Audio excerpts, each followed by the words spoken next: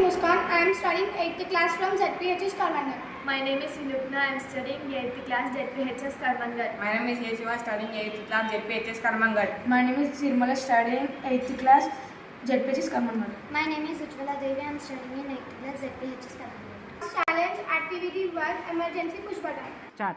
The objective of this activity is to create a simple emergency alert system using a simple. We'll learn how a push button can be used to activate an LED and a buzzer as on emergency indication. This activity also helps students understand the basic working of alert and safety system.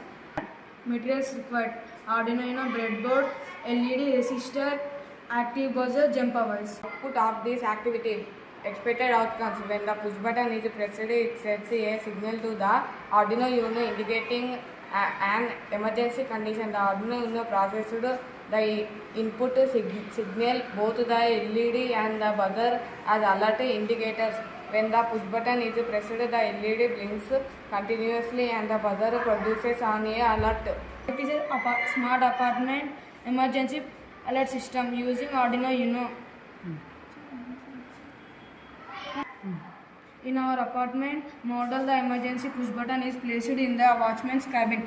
If the watchman notices a fire, gas leaks, the theft or any other emergency, he presses the emergency button.